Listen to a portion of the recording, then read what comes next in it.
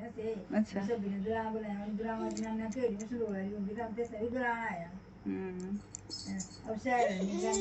नहीं खोलता बेटा। ठीक है, एक छोटा सा टॉपिक और है इसमें, उसको भी मैं यहीं पे कवर कर देता हूँ, दैट इज ऑर्गेनोमेटेलिक कंपाउंड्स। यहाँ से भी क्वेश्चन आते हैं। टॉपिक है ऑर्गेनोमेटेलिक कंपाउंड।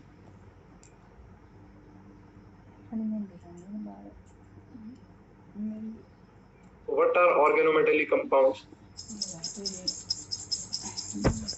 ये नहीं खुलता होगा। Direct bond between organic carbon and metal atom। Organometallic compound ऐसे कंपाउंड्स होते हैं जिनमें मेटल के बीच में और ऑर्गेनिक कार्बन के बीच में डायरेक्ट बॉन्ड होता है। फॉर एग्जांपल RMGX क्या होता है जी? RMGX होता है ग्रिग्नार्ड्स रिएजेंट। छोड़े जाना भाई। ठीक है जी, ग्रिग्नार्ड्स रिएजेंट। तो ग्रिग्नार्ड रिएजेंट जो है वो ऑर्गेनोमेटेलिक कंपाउंड का एग्जांपल। ठीक है, अब इसकी थोड़ी सी क्लासिफिकेशन बताता हूं आपको ताकि ज्यादा एग्जांपल वहां पे आपको एक्सप्लेन कर सके। ऑर्गेनोमेटेलिक कंपाउंड का मतलब समझ में आया?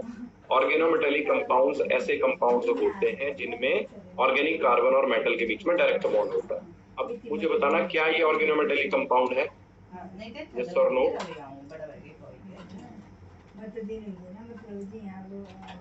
नो। ये ऑर्गेनोमेटेलिक कंपाउंड नहीं है, क्योंकि देखो कार्बन और मेटल और कार्बन के बीच में ऑक्सीजन आ गई, ऑक्सीजन इंसर्ट हुई, तो डायरेक्ट बॉन्ड नहीं है यहाँ। तो ये OMC ऑर्गेनोमेटेलिक कंपाउंड नहीं है। ठीक है, अब देखो इसकी क्लासिफिकेशन होती है। क्लासिफिकेशन इसकी 3 तरीके से आती है मेरे पास। क्लासिफिकेशन में सबसे पहले आता है सिग्मा बॉन्डेड ऑर्गेनोमेटेलिक कंपाउंड। ठीक है, तो सिग्मा बॉन्डेड ऑर्गेनोमेटेलिक कंपाउंड क्या होते हैं? जिसमें केवल और केवल सिग्मा इलेक्ट्रॉन्स इन्वॉल्व हो रहे हैं बॉन्ड बनाने के लिए मेटल और कार्बन के साथ। ठीक है, तो जितने भी एग्जांपल मैंने आपको जैसे बताया, जैसे ग्रिग्नार्ड रिएजेंट हो गया, CH3MgBr हो गया, है ना, ग्रिग्नार्ड रिएजेंट। उसके बाद टेट्रा इथाइल लेड हो गया, या टेट्रा इथाइल टिन हो गया। ये किसके एग्जांपल हैं? ये सिग्मा बॉन्डेड ऑर्गेनोमेटेलिक कंपाउंड के एग्जांपल्स। नेक्स्ट आता है इसमें पाई बॉन्डेड ऑर्गेनोमेटेलिक कंपाउंड। नेक्स्ट इसमें पाई बॉन्डेड ऑर्गेनोमेटेलिक कंपाउंड। अब जो पाई बॉन्डेड ऑर्गेनोमेटेलिक कंपाउंड्स होते हैं उसमें पाई इलेक्ट्रॉन्स इन्वॉल्व होते हैं बॉन्ड बनाने में कार्बन और मेटल के बीच में। ठीक है, उसके 2 एग्जांपल हैं हमारे सिलेबस में, वो मैं दोनों लिख रहा हूँ यहाँ पर। एक को बोलता हूँ डाइबेंजीन क्रोमियम, ठीक है, जिसका नाम है डायाबेंजीन क्रोमियम। ज्यादा ना फ्लाइटर है, इसको आप उस तरीके से याद रख सकते हो कि जैसे बर्गर होता है ना कि 2 ब्रेडों के बीच में वो टिक्की होती है, तो उसी तरीके से आप इसको याद रख सकते हैं कि 2 बेंजीन रिंग्स के बीच में मैंने मेटल को इंसर्ट किया हुआ है। ठीक है, इसी तरीके से फेरोसीन होता है, इसी तरीके से फेरोसीन होता है। उसमें 2 साइक्लोपेंटा डाइइनाइल रिंग के बीच में मैंने आयरन को इंसर्ट किया हुआ फेरोसीन। तो फेरोसीन और डाइबेंजीन क्रोमियम जो है वो पाई बॉन्डेड ऑर्गेनोमेटेलिक कंपाउंड के एग्जांपल हैं। ये एग्जांपल आप याद रखना। ठीक है, क्लियर है बात आपको? Yes sir. और एक आ गया जहां पर सिग्मा बॉन्ड भी हो और पाई बॉन्ड भी हो, है ना, sigma and pi bonded OMC। तो यहाँ पर जितने भी आपके ना इस तरीके के कंपाउंड आएंगे, जैसे NiCO4, मतलब ये लिगेंड आप याद रखना, जनरली ये जहां पर भी प्रेजेंट होगा जिस भी कंपाउंड के साथ, वहां पर जो होगा आपका वो सिग्मा और पाई बॉन्डिंग दोनों होगी। पर्टिकुलरली इसी लिगेंड को याद रखना, ER-CO6। उसका रीजन ये है क्योंकि ये बैक बॉन्डिंग करता है, क्योंकि ये क्या करता है? बैक बॉन्डिंग करता है। और भी इसमें एग्जांपल आप लिख सकते हो, FeCO5।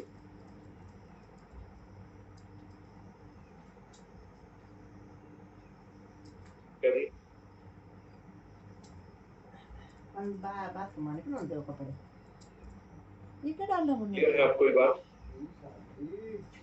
हाँ जी नहीं अभी नहीं किया बैठो काल लेना है पर काल दुकान बंद तो आ रहा ना काल Yes फिर or काल no? पर सारी दुकान बंद होंगी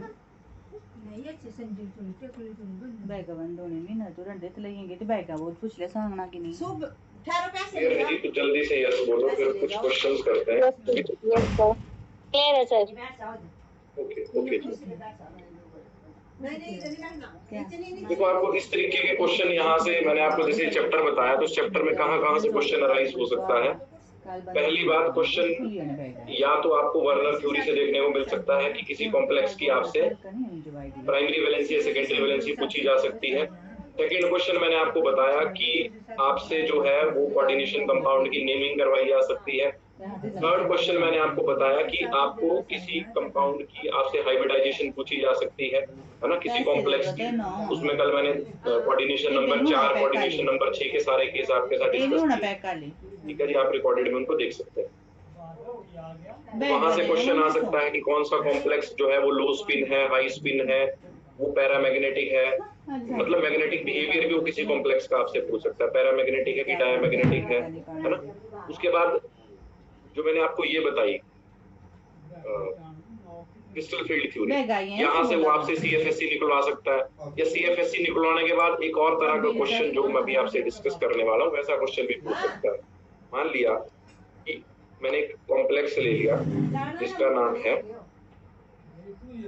NH363 पॉजिटिव। क्या नाम होगा जिस कॉम्प्लेक्स का? कॉम्प्लेक्स का नाम होगा हेक्सा एमीन कॉपर 3 आयन। अब इसकी कॉन्फ़िगरेशन P2G और EG की फॉर्म में आपसे पूछ सकता है। अब देखो अगर यहाँ पर कॉपर की ऑक्सीडेशन स्टेट कितनी है, कितनी ऑक्सीडेशन स्टेट है? अगर 3 पॉजिटिव है ऑक्सीडेशन स्टेट तो इसकी कॉन्फ़िगरेशन क्या बनेगी? कॉन्फ़िगरेशन बन जाएगी क्योंकि आपको पता है कि कॉपर का एटॉमिक नंबर होता है 29, कॉन्फ़िगरेशन होती है आर्गन 18 4s1 और 3d10। ठीक है जी, कितने इलेक्ट्रॉन निकालने हैं? 3 इलेक्ट्रॉन निकालने हैं, तो एक यहाँ से निकाल दो, 2 यहाँ से निकाल दो, 3d8 बच गया। पैसे दे दो इसको गाल बैग साथ दे जाइएगा था। अब 3d8 बचा। अब यहाँ पर अगर आप देखोगे तो जो अमोनिया है वो स्ट्रॉन्ग फील्ड की तरह यहाँ पे काम करेगा, है ना। तो पहले तो आप 8 इलेक्ट्रॉन इस तरीके से भर दो। क्या टाइम है? जब इसकी स्प्लिटिंग होगी तो 8 इलेक्ट्रॉन देखो किस तरीके से आएंगे।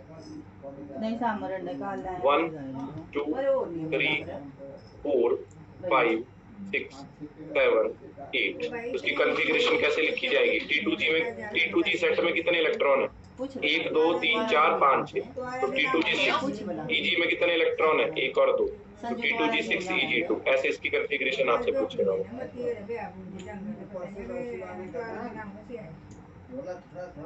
एक और कॉम्प्लेक्स में समझा देता हूँ।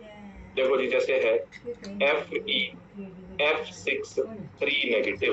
अब इसमें आपको पता है कि मेटल है आयरन। आयरन का एटॉमिक नंबर होता है जी 26। 26 के लिए कॉन्फ़िगरेशन आर्गन 18 4s2 3d6 होती है। ठीक है जी। अब इसमें इस कॉम्प्लेक्स में अगर आप आयरन की ऑक्सीडेशन स्टेट निकाल के देखोगे तो x -1 × 6 = -3, x -6 = -3, x = -3 प्लस, तो x कितना आ गया? +3 आ गया। x कितना आ गया? +3 आ गया। तो अगर +3 आ गया तो मेटल की ऑक्सीडेशन स्टेट कितनी आई? यहाँ पर +3 आई। +3 का मतलब कितने इलेक्ट्रॉन लूज करेगा? 3 इलेक्ट्रॉन। तो 2 यहाँ से निकलेंगे, यहाँ से निकलेगा, तो कॉन्फ़िगरेशन बन जाएगी 4s0 3d5। अब देखो लिगेंड का नेचर कैसा है। अगर अभी यहाँ पर मैंने आपको बताया F negative is a weak field ligand, तो जो वीक फील्ड लिगेंड होता है वो पेयरिंग नहीं करता है। पेयरिंग नहीं करता है तो इसमें जो इलेक्ट्रॉन्स होंगे आपके पास, इसमें T2G और EG सेट्स में वो कैसे भरे जाएंगे? 5 इलेक्ट्रॉन। देखो फर्स्ट, सेकंड, थर्ड, फोर्थ। तो इसमें कॉन्फ़िगरेशन क्या आई? T2G में कितने इलेक्ट्रॉन है? 1 2 3। तो T2G3। EG में कितने इलेक्ट्रॉन है? 1 2। EV2 ये कॉन्फ़िगरेशन है आपसे। पत्थर है आपको ये बात क्लियर ये हुई? बोले संजा आया बोले मुंह ही खुल गई Yes, इसकी sir. काल दुकान बोले बोलिया इस तरीके के क्वेश्चन आपसे वो पूछ सकता है। आज इस चैप्टर की असाइनमेंट आपको मिल जाएगी। शाम को आ जाना क्लियर होगी बात? 5 बजे 5:30 बजे 5:30 सबको ये बात क्लियर है? खुली है वही लगेगा यस और no? Yes, sir. Yes, sir. Yes, sir. कोई डाउट है आज के टॉपिक में तो आप मेरे से पूछ सकते हैं जी, अदरवाइज फिर मैं कल नया चैप्टर स्टार्ट करूंगा।